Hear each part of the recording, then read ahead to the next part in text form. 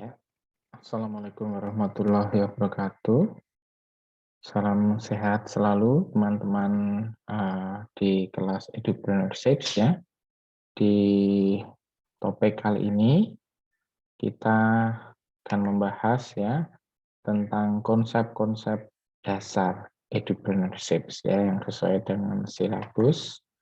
Jadi teman-teman bisa cek dan kita akan membahas kilas ya tentang uh, konsep dasar yang perlu diketahui oleh teman-teman semua. Ya. Dan saya bukakan di sini materi kita. Ya. Yang pertama adalah pengertiannya. Ya. Di silabus kemarin, di pengantar kemarin sudah kita singgung beberapa hal ya tentang apa toh yang akan kita pelajari selama di kelas Edupreneurship. Nah, di sini kita akan meng-highlight konsepnya ya. Saya ambilkan dari beberapa expert ya yang berkaitan dengan entrepreneurship in education ya atau edupreneurship. Ya, di sini ada V Sarani Upadaya ya yang mengatakan tentang edupreneurship ya, the burgeoning field of edupreneurship. The term edupreneur means educational entrepreneur. Ya, sesuai dengan konsep dasar katanya ya. Di frase ini edupreneur ya, educational entrepreneur means this is persons who ventures into educational sector and start an educational institute of his or her own. Nah, kita uh, highlight ini, kita akan melihat juga ya, definisi lainnya. Jadi nanti kita bisa simpulkan bersama-sama ya. Kemudian dari salah satu expert lagi ya dari Hadian Wijaya yang menyatakan bahwa entrepreneurship dapat diartikan sebagai pendidikan kewirausahaan, yakni proses pembelajaran yang berfokus pada kegiatan berwirausaha baik secara teori maupun praktek. Tuh. Jadi pendidikan kewirausahaan. Ya, ada proses pembelajarannya. Nanti akan memfokuskan kepada luaran teman-teman untuk kegiatan berwirausaha, baik secara teori maupun praktek. Nah, sedangkan dari Oxford Project ya, ini menjelaskan edupreneurship adalah sekolah-sekolah yang selalu melakukan inovasi yang bermakna secara sistemik, lalu perubahan transformasional tanpa memperhatikan sumber daya yang ada, kapasitas saat ini, atau tekanan nasional dalam rangka menciptakan kesempatan pendidikan baru dan keunggulan. Jadi di Oxford Project ini lebih ditujukan ke situasi dan konteksnya seperti apapun itu, tetap akan berfokus pada luaran, yaitu menciptakan kesempatan pendidikan baru dan keunggulan. Nah, ini sudah saya singgung di tentang Oxford Project di penjelasan pertemuan sebelumnya ya, tentang silabus kelas kita. Lalu definisi awal ya, pertama dari entrepreneurship itu lebih banyak berorientasi pada profit. Ya, ada dua hal ini. Yang sudut pandang satunya berorientasi pada profit yang banyak memberi keuntungan finansial. Lalu ada definisi juga yang lebih umum atau semua usaha kreatif dan inovatif, salah satunya di sekolah yang berorientasi pada keunggulan. Ya, dua-duanya ini goalnya adalah berorientasi untuk meningkatkan sesuatu, ya, profit dan keunggulan. Di mana kalau kita cermati ya, sebenarnya kalau teman-teman nanti bisa melihat kembali ke slide-slide sebelumnya di sini ya. Nah, ini akan mencerminkan ke suatu ironis, ya, suatu ironi yang biasanya ya edupreneur, educational entrepreneurship itu beranjak dari sebuah ironi yang akan diselesaikan di edupreneur itu. Karena biasanya lembaga pendidikan yang unggul itu biaya pendidikan yang mahal. That is a fact, and this is irony. Itu dua definisi tadi semuanya sebenarnya bermuara ke keuntungan, ya, mengarah ke situ finansial. Tapi tidak serta-merta kita harus secara instan menghasilkan ini ya cuan dalam hal bahasa gaulnya sekarang. Tapi salah satunya di definisi yang ketiga tadi ya sudut pandang yang kedua, itu prestasi sekolah mungkin tidak langsung membuahkan keuntungan finansial tadi. Tetapi sekolah yang berprestasi memiliki lebih banyak kesempatan untuk mendapatkan penghargaan, bantuan, dan input siswa yang lebih baik. Lalu akan berimbas ke apa?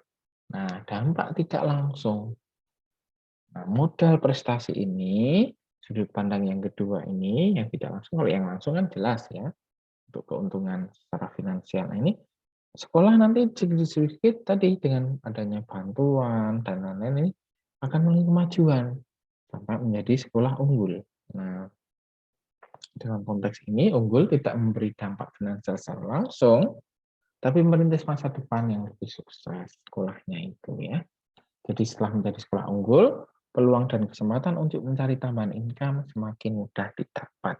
Jadi di edupreneurship ini merangkul skop yang luas ya, tidak hanya sebagai umum kita nanti secara lulus, tapi dalam berproses ini sangat berarti ya, karena siswa atau mahasiswa ya, karena konteksnya di sini di institusi, baik di sekolah menengah atas, sekolah menengah kejuruan ya, paling banyak di sekolah menengah kejuruan, atau sebagai mahasiswa, kita akan dilatih untuk memiliki jiwa entrepreneurship ya dalam pendidikan, sehingga kita nantinya ya, walaupun kita sebagai mahasiswa, nantinya sebagai pengajar ya, sebagai seseorang yang terjun langsung dalam sistem sekolah, suatu institusi, kita akan bisa mengolah sekolah tersebut untuk memiliki keunggulan dan jiwa entrepreneurship itu.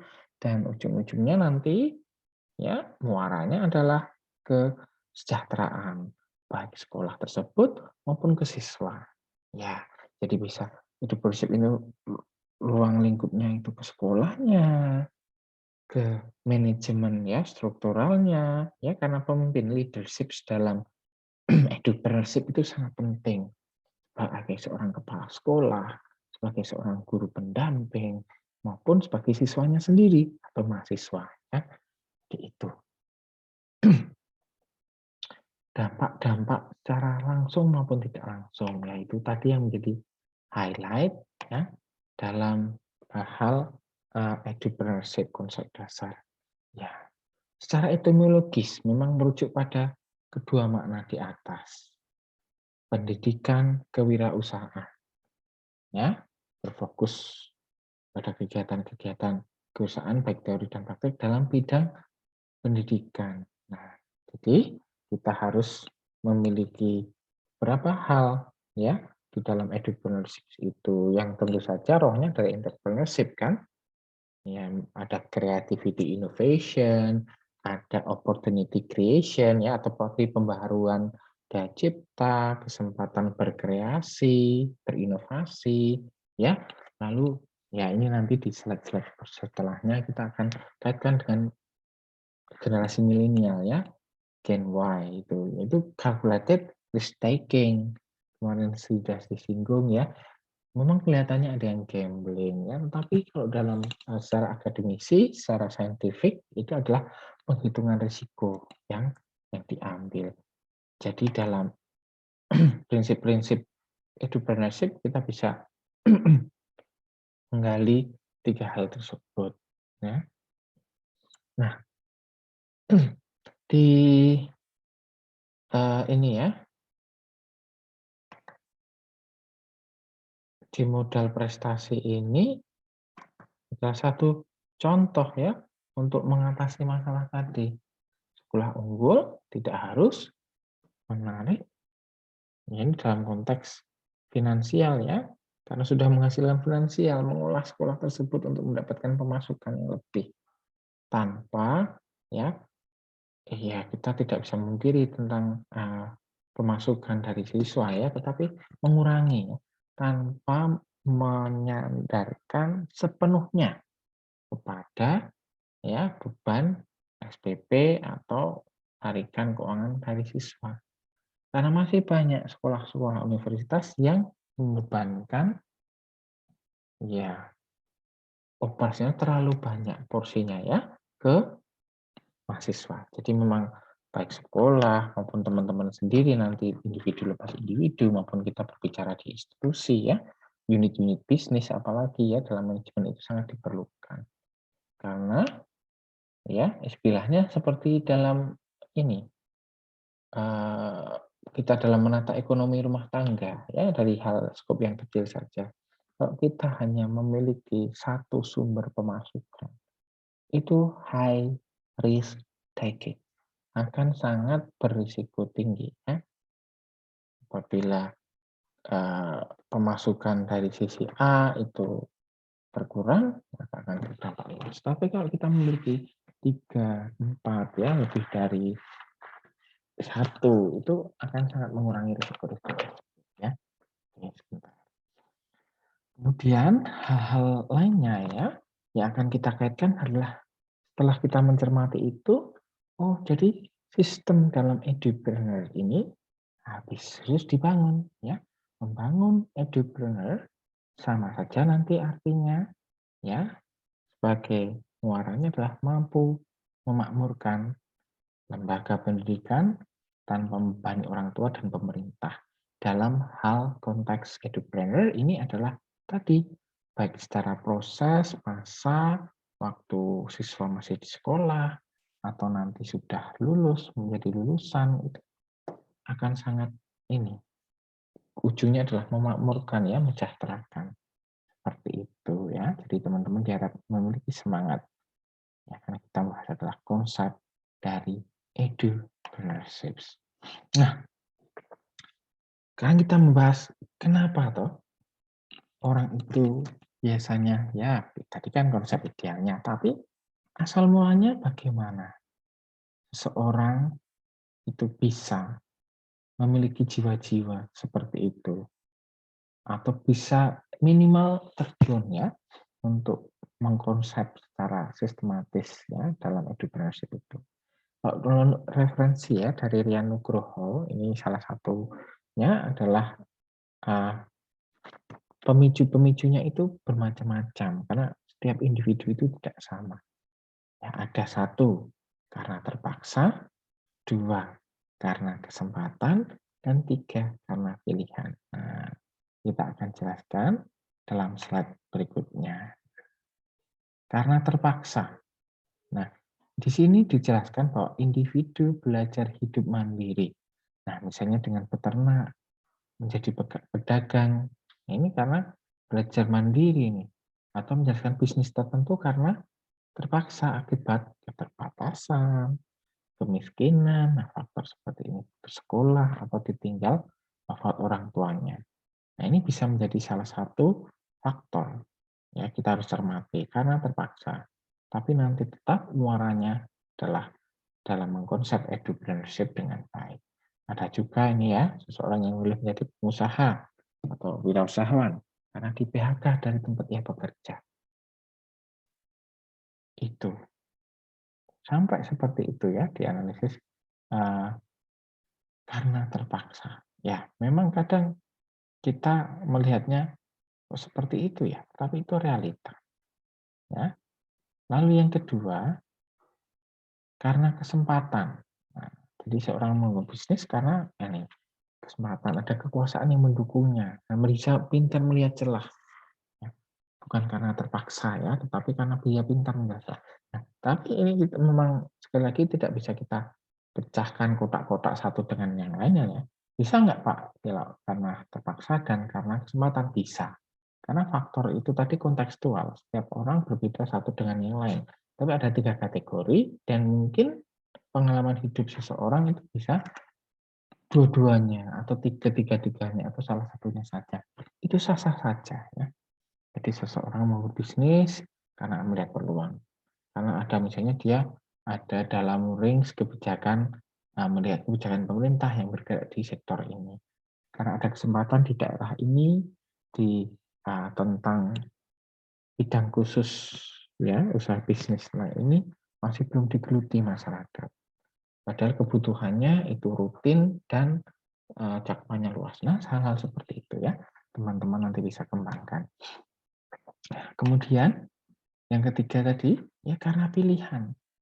Ya, seseorang telah menentukan visi menjadi sukses dan kaya dengan cara membangun bisnis serta jaringan usaha. Nah, itu bisa apa? Ya, mewujudkan impian itu banyak sekali ya di sini kan bisa sampai ke kemakmuran, tapi intinya adalah itu ya, kekayaan, kemakmuran dan kebebasan finansial. Kita tidak membicarakan hal-hal yang di luar konteks ini. Nah, kemudian karena ini merupakan sesuatu yang sudah dipersiapkan, jadi ini umumnya mengikuti pendidikan formal di bidang-bidangnya. Seperti itu. Nah, untuk karena pilihan dan sebagainya ini, ya wajib kita ketahui sebagai akar penyebab ya, apa motivasinya salah satunya itu. Nah, kemudian setelah mengetahui itu, kita bisa menilik dari sisi lain arti pentingnya ya entrepreneurship yang beranjak dari entrepreneurship atau kewirausahaan tentunya ya. Jadi kalau kita lihat dari konsep dasar entrepreneurship itu adalah seseorang yang mandiri, yang itu orang yang memiliki sebuah usaha sebagai sumber penghasilannya, ya tidak menggantungkan diri dengan orang lain. Nah, untuk mendirikan usaha atau kita bisa sebut institusi atau perusahaan itu sampai dalam cakupan yang besar ya, itu dia harus melalui tahap-tahap tertentu dari menghimpun sumber-sumber atau faktor bahan mentah, faktor produksi, lalu sampai menyusun ke organisasi perusahaannya itu. Karena tadi yang pertama harus memikirkan dampaknya ya kepada dirinya sendiri, lalu menciptakan lapangan kerja bagi orang lain. Nah, memang tujuannya sangat mulia ya. Kalau bisa dalam cakupan yang luas ya, selain diri sendiri, bisa menciptakan lapangan pekerjaan bagi orang lain. Nah, itu makanya kita harus mengetahui ya peran-perannya itu bisa menciptakan lapangan kerja ya, mengurangi pengangguran. Ini semangatnya dalam pertemuan kedua ini, topik ini kita bahas ini ya. Lalu meningkatkan pendapatan masyarakat tentunya. Kita bisa ada sampai level nasional misalnya meningkatkan produktivitas nasional, pertumbuhan ekonomi, menghindari kesenjangan sosial, sampai ke yang cara akademik ya, yang dikaitkan dengan inovasi produk baru, meningkatkan produktivitas SDM ya, sampai ke hal-hal yang secara interpersonal ya, terjalinnya silaturahmi itu teman-teman. Jadi itu yang bisa kita perhatikan ya. Kemudian dalam ini entrepreneurship dasar ini memang kita harus mencermati tadi kita sebagai individu yang nantinya untuk diri kita maupun cara tingkat berikutnya adalah untuk orang lain. Nah, adalah perilaku pimpinan entrepreneur ini yang harus kita miliki.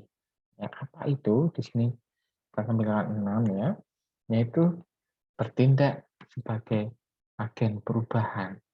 Ya, agen perubahan. Ya, the agent of change. Ya, mahasiswa sekali itu ya. Kemudian juga sebagai ini pemimpin yang melakukan sesuatu tanpa pamrih. Walaupun nanti akan berorientasi ke hasil yang lebih baik ya, ke finansial, tetapi dalam menjalankannya kita harus memiliki ini perilaku yang seperti ini. Ini memang sebuah suggestion ya dari perilaku seorang entrepreneur ya, apalagi sebagai pemimpin entrepreneur. Lalu ketiga, membawa budaya baru yang diharapkan dengan penuh keyakinan. Maksudnya apa? Karena dalam entrepreneur itu tadi untuk berubah dari yang tidak menghasilkan menjadi menghasilkan. Jadi kalau sesuatu yang nyaman misalnya ya, tapi tidak menghasilkan, itu harus diubah membawa budaya baru dengan penuh keyakinan tentunya ya. Jadi kalau kita mager ya, mager lah itu memang enak ya, rebahan, misalnya ini contoh ekstrimnya ya, tetapi karena kita akan mempunyai tadi ya, dari faktor-faktor yang mungkin karena pilihan, yang mungkin bukan karena terpaksa, karena pilihan ya, nah bisa aja saya rebahan. Tapi untuk berguna bagi orang lain, lalu untuk mewujudkan dari yang rendah ke tinggi pendapatannya, itu kita harus membawa budaya baru, mulai bangun pagi, begadang yang seperlunya saja karena untuk kesehatan dan untuk yang fokus ya, dan lain-lainnya sama hal-hal kecil yang mungkin teman-teman bisa istilahnya kaitkan dari kehidupan sehari-hari teman-teman. Kemudian yang keempat adalah mendukung pengambilan risiko, tetapi dengan adanya tekanan dan belajar terus-menerus. Karena pengambilan risiko itu kan ada konsekuensinya ya. Risiko kalau diambil bisa ada risikonya, dan kalau itu memang tidak ada yang istilahnya tersandung atau terjatuh ya, biasanya seperti itu kita akan belajar. Oh, kalau kita membuka usaha dengan perhitungan keuangan seperti ini, dengan pembagian SDM seperti ini, dengan melihat peluang yang seperti ini, ternyata serta-merta tidak tepat ya, karena di konteks yang akan kita terapkan di sini budayanya berbeda seperti itu. Nah, kemudian yang berikutnya adalah yang kelima ya, bersedia berinvestasi dan memanfaatkan sumber daya yang ada, bahkan ketika sumber daya langka. Nah, itu sesuai dengan definisi entrepreneurship ya, dan dikaitkan dengan perilaku atau karakternya dari seorang pemimpin entrepreneur. Nah, kemudian pemimpin yang mau berinvestasi. Investasi akan hal-hal apapun ya, hal-hal yang tentu saja kalau namanya investasi itu ya, be invest ya, untuk berharap ke depan akan menghasilkan. Nah, itu. Nah, kalau kita kaitkan tadi dengan perilaku, itu adalah nilai yang terkandung di dalamnya. Tentu saja tadi kaitannya satu dengan entrepreneurship karena educational entrepreneurship ya. Lalu kedua dengan nilai-nilai wirausaha. Ya, di sini ada mental jiwa kita ya, yang selalu aktif, kita kreatif, berdaya cipta dan berkarya, bersahaja ya, dan berusaha dalam rangka meningkatkan pendapatan atas kegiatan usahanya. Terdengar sederhana, tetapi sulit ya ini ya, nanti teman-teman kita akan kalau kita menjalaninya ya. Dari kreatif saja kita harus selalu ya kreatif. Karena di zaman sekarang kalau kita berhenti, istilahnya akan tergilas tadi ya, dalam bahasa secara umumnya. Kita dari kemajuan zaman, karena saingan-saingan kita dalam tanda kutip itu mereka juga bergerak. Kadang kita tertinggal bukan karena tidak kreatif, tapi mungkin mereka lebih kreatif. Apalagi kalau kita sama sekali tidak ada kreativitas. Nah, jadi bayangkan. Banyak contohnya ya, dari usaha-usaha kecil, ya pribadi, UMKM, sampai yang menengah dan besar. Kalau kita berhenti memiliki jiwa entrepreneurship ini akan sangat berbahaya. Ya, lalu kita akan ambil dari usaha, terampil memanfaatkan peluang dalam mengembangkan usahanya, itu dengan tujuan sama ya. Jadi untuk meningkatkan pendapatan, meningkatkan kehidupan, hal yang sama. Itu adalah nilai-nilai dalam entrepreneurship. Nah, lalu dikaitkan tadi saya sampaikan ke teman-teman, kalau karakter kepemimpinan yang entrepreneurship tadi di era milenial itu seperti apa ya? Nah, tadi memang dasarnya, tetapi kita juga bisa mengembangkan. We can elaborate that characters, personality, ya. Karena berhubungan dengan Gen Y. Kalau saya atau sebelum-sebelum saya nanti akan berbeda juga. Dan itu harus kita saling memahami dan menyesuaikan sesuai porsinya.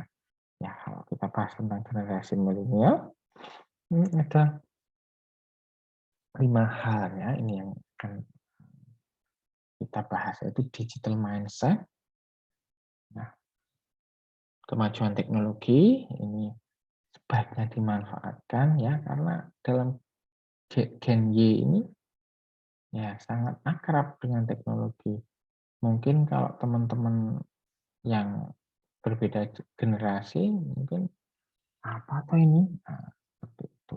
Teknologi nggak usah pakai ini ya. Tapi kita dituntut untuk itu sesuai dengan perkembangan zaman. Oke.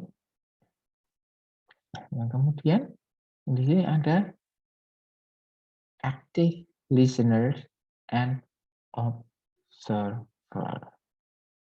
Active listener and observer. Apa itu active listener and observer? Ya. Nah, jadi berkaitan dengan generasi milenial itu kalau dalam sebuah usaha, dalam sebuah struktur, itu kalau seorang pemimpin itu mau mendengarkan, itu anak buah atau bawahan itu akan sangat merasa dihargai. Dan itu imbasnya, nah, kalau bahasa Jawanya diwongke, dimanusiakan, ya, akan mereka tidak akan malu-malu ya, sungkan. Tentu sopan ada ya kalau misalnya dalam interaksi. Tapi mereka tidak akan sungkan untuk membantu kita dalam hal menyumbang-sumbang pikiran, tenaga ekstra, dan lain-lain. Jadi sangat penting ya to have an active listener and observer sambil mengobservasi. Ya. Brave to be different sama dengan sebelumnya ada kaitannya, memang kita harus berubah, berani untuk berbeda. Berani berbeda baik dalam cara berpikir, kebijakan, maupun penampilan kita ya sangat dipahami kalau beberapa hal tersebut kita harus berani untuk berbeda. Kemudian pantang menyerah dimaksudkan di sini adalah positivism ya, sikap positive thinking kalau kita memasang target semangat tinggi dalam mengejar impiannya tadi, mengejar goals. Lalu yang ini setelah pantang menyerah ini ya, memang kaitannya dengan pantang menyerah ya, agile, cerdas melihat peluang dalam ini ya, entrepreneurship dalam beberapa bahasan di entrepreneurship ini ya, beradaptasi dan lincah dalam memfasilitasi perubahan. Nah, kemudian sebagai closingnya ya, saya ambilkan dari buku ini, mohon maaf kurang tanda petik satu di belakang ya, buku Lead or Leave It to Millennial. Nah, ada 4 hal itu tadi, hal-hal yang sudah kita sebutkan itu memang kalau dikaitkan dengan salah satu suggestions untuk entrepreneur dengan konteks milenial itulah encouraging idea, kreatif dan inovatif. Sekali lagi kalau tidak mati ya sebuah usaha itu. Kemudian 2, modifying ideas atau memodifikasi ide-ide. Nah, ada kaitannya tentunya. Ya. Lalu yang ketiga, providing feedback. Kita ya sebagai seseorang yang memiliki nilai-nilai entrepreneur jangan anti dengan masukan, karena masukan itu membangun. Tentu dengan bagaimana caranya ya kita usahakan kita dari diri kita ya ini ya, kita mungkin bisa memberi intervensi ke orang lain, tetapi yang pertama langkahnya adalah dari kita. Jangan antipati dengan masukan. Masukan itu membangun ya, selama kita itu bukan istilahnya kalau dalam hal malaikat atau hal-hal yang suci ya, kita memang manusia penuh dengan kelemahan, penuh dengan hal-hal yang perlu diperbaiki, maka ini normal ya. Baik untuk generasi milenial apalagi ya sangat dibutuhkan. Kalau today's generation, the young generations, they are aware ya to appreciate others with their critical thinking. Makanya providing feedback ini sangat penting. Yang keempat atau yang terakhir dari intisari bukunya Lead or Leave It to Millennials, ya, give alternative and limited direction. Nah, banyak jalan menuju Roma, tapi juga ya sekali lagi prescriptivism and descriptivism harus ada limited direction-nya juga supaya ya, kalau generasi milenial itu misalnya kalau kreativitas ya tidak kebablasan dengan norma-norma tertentu yang harus ada pakar-pakarnya tentang keagamaan, tentang sopan santun, ya adab nomor 1 dan lain-lainnya. Nah itu yang saran idealnya. Dan Y dan Gen Z itu kita harus menyesuaikan dengan transformasi pola pikir, lalu kita harus ke cara berpikirnya, lalu yang terpenting adalah do action. Do actions. That's very important. Jadi kita bisa mengkonsep dahulu ya bagaimana itu cara berpikirnya, do action. Nah, tentu saja semuanya ya akan kita kaitkan dengan konteks secara global ya, tentang lingkungan kita. Karena kita bisa memiliki semangat membuka usaha di lingkungan kita. Nilai personal, kalau kita tadi memang fokus dalam menjual diri kita. Kemudian salah satunya dalam cakupan usia. Ya, percobaan itu kalau dalam wirausaha ya, salah satu predikat untuk sukses dalam berusaha ya, adalah misalnya usia emas. Seperti itu. Nah, itu juga salah satu menjadi. Kemudian yang berikutnya adalah pendidikan serta track record kita dalam pekerjaan. Kalau sudah memiliki hal itu minimal kita melihat kepribadian kemimpinan entrepreneurship di era milenial. Mungkin di bahasan awal tidak terlalu mendalam juga ya, makanya masih secara plan kita akan ini teman-teman silakan baca ini ya, punya waktu seminggu mendengarkan watching to this video ya video ini. Itu lalu kemudian besok kita akan lanjutkan ya ke salah satu contoh ya dari atau dan juga kiat-kiat sukses dari best practices di entrepreneurship. Oke, itu materi kita tentang konsep dasar entrepreneurship sebagai mahasiswa FKIP UMY ya. Selamat belajar. You can watch this video or read the materials ya, or both of them is okay. Sampai jumpa lagi di kesempatan berikutnya. Assalamualaikum warahmatullahi wabarakatuh.